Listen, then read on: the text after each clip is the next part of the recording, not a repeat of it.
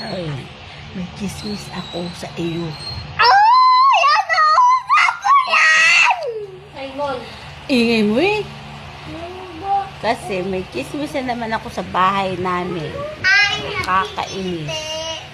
Sinday, oo nga alam mo eh. ba, may kwento ako sa iyo sa bahay na yun. Kakainis talaga. So, ayan nga.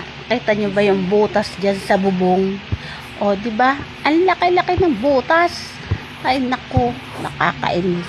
Paano Hi, na kapag guys. pag umulan? Eh, di papasok sa loob ng bahay. Ligpitan pa sila. Ewan ko pa naman yung pinapaayos silang bahay dyan. Totoo lang. Meron silang gustong paayusin yung bahay. Yan, yun yung labas. Kasi yung katabi kong apartment, gusto nilang pagandahin. Alam naman nilang may nakatira dito sa gilid, sa kabila. Ang pag-aayos nila, so parang pasira naman dito sa ano. Paano na kapag umulan? Di po, naman yan. Nakakainis ba talaga? Ano gusto nilang gawin? Kaya hindi muna ako ano muna dyan kay magabok. Pagpasok ng magabok, pati ang buong araw. Napasok na pati buong araw. Nakakainis naman yung bahay na yan eh. Ano kayang mga gusto nilang plano dyan?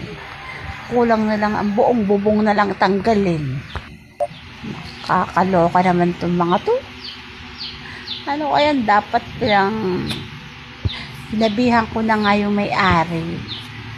Hay nako. Tatawa-tawa lang kasi hindi daw niya nakita. Pungal, paano na hindi nakita yan? Kaloka naman sila. Alam naman na apartment nila yan, hindi nila nakita.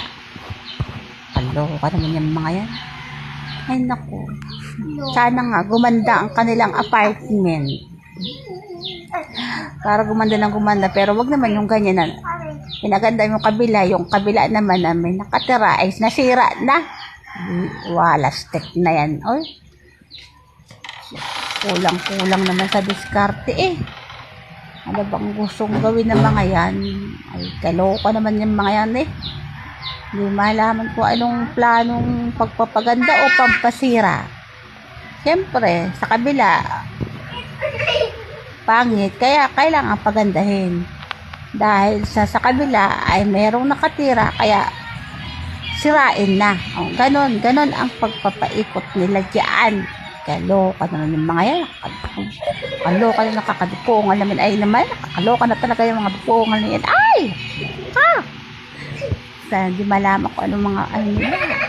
Sana nga, matapos na nila yan. Hindi natapos-tapos.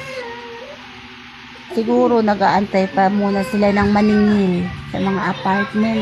Sa mga nakatira dyan, siyempre, magbabayad din ng mga paupahan. Kaya inaantay yata nila muna yung mga nagbabayad para makabuo ang kanilang pangpaganda ng apartment na isa. Ay, kakaloka naman. Sana matapos naman yan. Kasi baka dumating ang ulan ay walastek. Baka pasok ng tubig dyan ay sa loob ng bahay. Kaya ang basahan. Ano pang ilalagay dyan? Kaloka naman mga yan. Hindi naman, sana maisipan agad nilang ayusin. Ha, ayusin ninyo yan. Ayusin. Nakakainis kayo. Kaloka, para matigil na yan. Matapos na nga yan. Tapos, Okay, alam nyo na. Nakwento ko na sa inyo ha. At napakita ko na sa inyo kung anong butas yan ha. Sana sa inyo wala kayong butas. Kasi sa amin puro butas. Puro na butas. Loka, goodbye na nga sa inyo mga kachurba. Bye.